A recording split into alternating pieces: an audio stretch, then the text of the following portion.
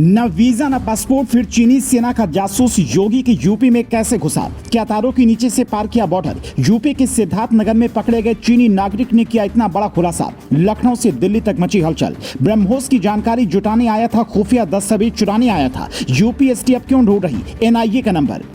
UP police की गिरफ्त में दिख रहे इस चीनी नागरिक का नाम है यूफे नागो, जिसे भारत नेपाल सीमा के ककरामा बॉर्डर के नजदीक लीला डेवा गांव से पकड़ा गया है। पहले तो इसने पुलिस वालों को बरगलाने की कोशिश की, लेकिन जब गिरफ्त में आया तो जो खुलासे हुए उसे सुनकर यूपी पुलिस के जवान भी दंग रह गए। जब पुलिस ने गिरफ्तार किया तो इसके पास ना तो वीजा था ना ही पासपोर्ट। मोबाइल लेकर जांच की तो चीनी सेना की वर्दी पहने इसकी फोटो मिली। तब शक और गहरा हो गया कि यह जासूस हो सकता है। कड़ाई से पूछताछ हुई तो उसने बताया कि चीन के जियांगसू जिंग काउंटी के सेबई का रहने वाला है। ये कई दिनों से सिद्धार्थनगर, महाराजगंज, बहराइच और अयोध्या की अलग अलग जगहों की रेकी कर रहा था। इसके तार पीएलए यानी कि चीनी सेना के पीपुल्स लिबरेशन आर्मी से जुड़े हैं, जिससे सुनते ही यूपी पुलिस ने तुरंत आईबी और एटीएस को फोन मिलाया। अब इस केस में एनआईए की भी एंट्री हो सकती है। हिंदुस्तान की खुफिया एजेंसियां इस बात की जानकारी जुटाने में लगी हैं कि आखिर इसकी प्लानिंग क्या थी। कभी मोबाइल में मालवेयर और जासूसी वाले सॉफ्टवेयर डलवाकर हिंदुस्तान की खुफिया जानकारी चुराने की कोशिश करने वाले चीन ने इस बार सीधा अपनी सेना के जवान को ही हिंदुस्तान कैसे भेज दिया और हिंदुस्तान में ये किस रास्ते से घुसा? चीन के साथ जम्मू कश्मीर केंद्र शासित प्रदेश, अरुणाचल प्रदेश, उत्तराखंड, सिक्किम और हिमाचल प्रदेश राज्य के रूप में अपनी सीमाएं साझा करते हैं। आज जनपद सिद्धार्थनगर में श्रीमान पुलिस अधीक्षक महोदय के कुशल निर्देशन में थाना मोहाना की टीम व एसएसबी की टीम के संयुक्त ऑपरेशन में लीला डेवा बॉर्डर जो मोहाना थाना अंतर्गत आता है, उस बॉर्डर पे एक चाइनीज व्यक्ति जो भारतीय सीमा में बिना वीजा बिना पासपोर्ट के भ्रमण कर रहा था, उसको गिरफ्तार किया गया है। गिरफ्तारी के बाद उससे पूछताछ की गई। पूछताछ में उसके पास कुछ अमेरिकन डॉलर, रुपए, कुछ नेपाली तथा एक अदद मोबाइल बरामद हुआ है।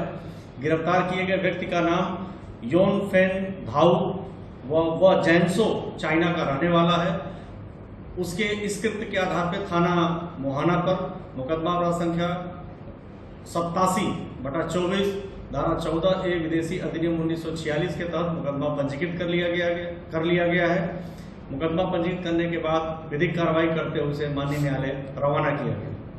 ऐसे में सवाल ये उठता है कि बजरंगी भाईजान फिल्म में जो तारों के नीचे वाला रास्ता दिखाया गया था, क्या ये चीनी नागरिक भी पाकिस्तान के उसी खुफिया रास्ते से आया है? क्योंकि पाकिस्तान और चीन का कैसे गठजोड़ है ये दुनिया जानती है। ये दोनों मिलकर हिंदुस्तान के खिलाफ कैसी प्लानिंग बनाते हैं, इसके कुछ सबूत आपको दिखाते हैं। इसी साल अप्रैल महीने में भारत ने ब्रह्मोस मिसाइल जब चीन के पड़ोसी देश फिलीपींस को एक्सपोर्ट की तो चीन की नींद उड़ गई। चीन ने पाकिस्तान की आईएसआई से कहा कि इसकी तकनीकी का पता लगाइए और आईएसआई ने चंडीगढ़ की एक लड़की को पहले अपने जाल में उलझाया, फिर उसकी मदद से ब्रह्मोस के बड़े इंजीनियर को हनी ट्रैप में फंसाने की कोशिश की। जब इस बात का खुलासा एक बड़े ऑफिसर ने किया तो हिंदुस्तान की खुफिया एजेंसियों के भी होश उड़ गए। ऐसे में आप समझ सकते हैं कि जो चीनी जासूस पकड़ा गया वो कोई गलती से बॉर्डर पार करके आया हुआ व्यक्ति नहीं है, बल्कि पूरी प्लानिंग के साथ वो हिंदुस्तान में आया था। और अब उससे ये राज उगलवाने बाकी है कि चीनी सेना ने उसे कौन सा मिशन देकर भेजा था। क्या मोदी से घबराया हुआ चीन योगी की यूपी के रास्ते अपने जासूस को दिल्ली तक पहुंचाना चाहता था? ये सवाल भी काफी बड़ा है।